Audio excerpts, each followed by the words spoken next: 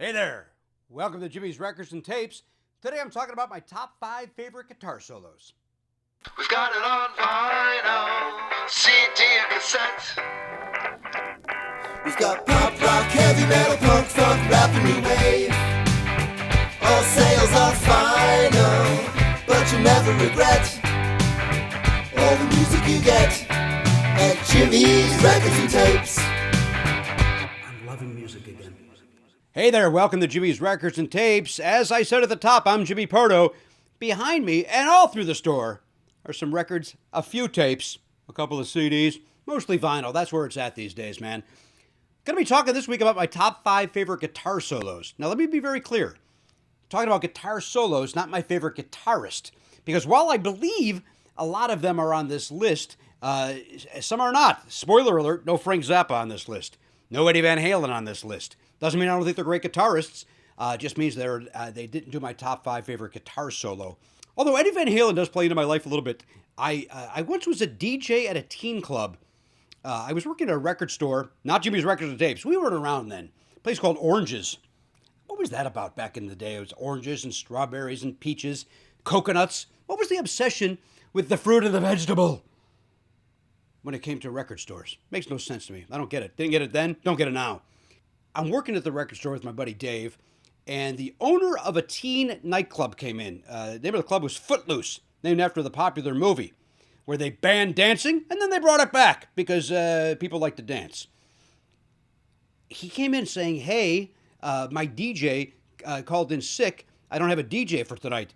Dave, I know you DJ. Can you do it? And Dave said, oh, I can't do it tonight. I'm DJing another thing, which he was. But Jim here can do it. And Roger Rabbit eyes, what? Whee! And I said, well, I don't know if I'm available. And Dave said, oh, you're available, right? $200 says you're available. I'm like, oh, I'm available. So I got there and I wore some sunglasses to kind of as a costume. I thought that's what DJs did to look cool. And I may have been a senior in high school. I may have just graduated. I don't remember when this happened. And I had the sunglasses on. I got there. The guy walks me through the setup of the turntables and everything, and I pretended like I knew what he was talking about.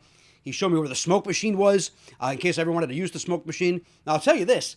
I never used the smoke machine because it was just a little bit out of my reach. It was just a little bit, I couldn't reach it without jumping up to get it. And so I didn't, I never, and all night long, the guy would say, dude, you gotta use the smoke machine. You gotta fill that floor with the smoke. And I was like, oh no, this song doesn't call for it. I could have been playing Smoke on the Water, and that's what I would have said, because I didn't want to look like a jackass reaching for that switch for the smoke machine. I wasn't good. I wasn't a good DJ. I'd never done it before. What a surprise. Why would I be good? Also, breakdancing was just getting popular, so the kids all wanted to hear breakdancing, and we didn't have any of those records to play. I mean, I was playing Chicago, for crying out loud. I was playing Pat Benatar. While great, not danceable. So what I would do, I tried to entertain myself. I would have like my own little battle of the bands where I would play the Pointer Sisters Jump, and then I would play Van Halen's Jump. And whichever song didn't get the most response, I would play a second time. I thought that was a way of getting back at these kids for wanting to breakdance. I don't even understand the logic of it, but that's what I did. Anyway, it was horrible. I didn't do a good job. The guy reluctantly gave me my check for the $200 and said, thanks a lot, man. We'll call you if it ever happens again. In a way that it was very clear he was never calling me. So I leave, and my buddy Paul was meeting me. We're going to go out, I don't know, get something to eat. I don't know what we were doing. And I remember, I forgot my sunglasses. And very important, I get these, I would imagine, $3 sunglasses. I walk back in to the club, and it's a smoke-filled dance floor. The entire staff is dancing on the dance floor. The owner is wearing my sunglasses, jumping up and down, yelling, I can't reach the smoke machine. I can't reach the smoke machine. So that's my memory of Eddie Van Halen. So you tell me why he doesn't make these 5. That's why. My number 5 favorite guitar solo is, this won't surprise anybody, from Chicago, Terry Kath, ripping it on 25 or 6-4. Man, that's a great guitar solo in the middle of that. I dare you to challenge me. Bring it on. You don't think it's a good guitar solo? Bring it on, buddy. I also love Donnie Dacus, who replaced Terry Kath after he passed away way too soon. Donnie Dacus does a great version, which you can see YouTube, where he during it he climbs up on amplifiers and speakers and still looks like a rock star doing it. It's a great version. 25 or 64, Chicago, Terry Kath at number 5. Number 4, man, is this great. It's Prince at the 2004 Rock and Roll Hall of Fame induction ceremony for George Harrison. And they do While My Guitar Gently Weeps. Tom Petty's out there. A bunch of other folks are out there. And then and it's going great. The song is great. And then here comes the little guy. Here comes the Purple King. Here comes Prince. And man, it's a guitar solo that I know that people use this phrase, and I apologize for using it. It'll melt your face. It is that kind of guitar solo. The Purple King at number 4 with While My Guitar Gently Weeps. Now listen, Gary, he played guitar. Myself, I sang. That's actual stage pattern from Kevin Cronin on the Live You Get What You Play For album by REO Speedwagon. I love this song, Golden Country, and Gary Richrath. Man, he plays a great guitar solo on this song, and this song holds up to this day. In fact, if you like REO at all, and you've not seen the episode of Never Not Funny, where Kevin Cronin is our guest, I encourage you to listen to that, because it's fantastic, and he does a version of this song acoustically that is wonderful and very relevant today, and a great guitar solo by, again, somebody that passed away way too soon, Gary Richrath, with Golden Country. Number 2, a person makes a second appearance on this list. There's 5 guitar solos on here, and one person takes up 2 spaces, and that person is Prince. And this is the end of Purple Rain. And that is a guitar solo, man, that I will, in fact, I'm going to quote myself quoting something. It'll melt your face, this guitar solo. In fact, and again, I encourage you to look on YouTube for when they play this live for the very first time, which they then put on Purple Rain, and Prince doing that guitar solo it's just unbelievable. Man, Purple Rain's a great song, and that I'm at a loss for words, which is insane because I'm supposed to be talking right now. What a guitar solo! And number 1 is this wouldn't have been on the list 15 years ago. Wouldn't have even been close.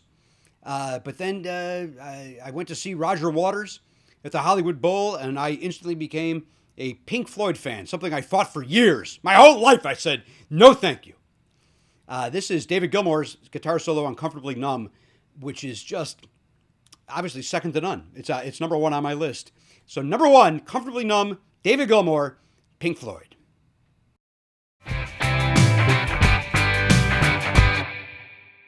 All right, it's time for this week's Jimmy's Choice, again, where I take your suggestions. You tweet these at me, at Jimmy Pardo. I don't know what they're going to be until they pop up on the screen, and you make me decide on the spot, who do I like more between these 2 bands? Who stays and who skagoodles?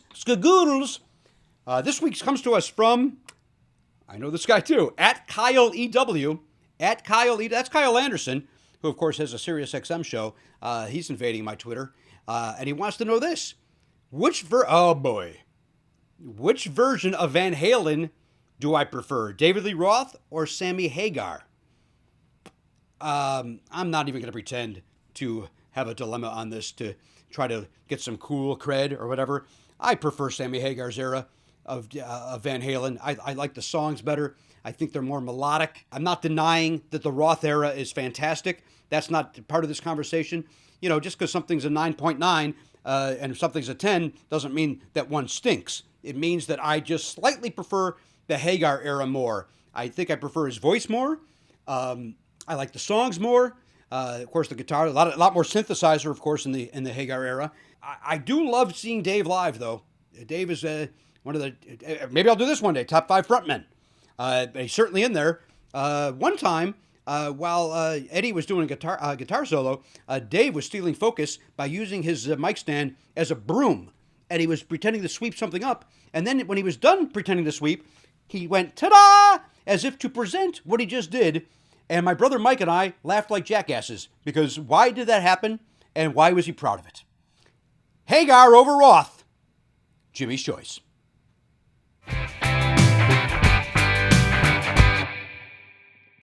Well, thank you so much for joining me today on Jimmy's Records and Tapes. If you had a good time, click like, tell your friends about it. As I mentioned, you can follow me on Twitter at Jimmy Pardo. For other stuff, merchandise, that sort of thing, tour dates, if that ever happens again, jimmypardo.com. And of course, I host the award-winning podcast, Never Not Funny. Thank you for joining me. Until next time, the record's back in the sleeve.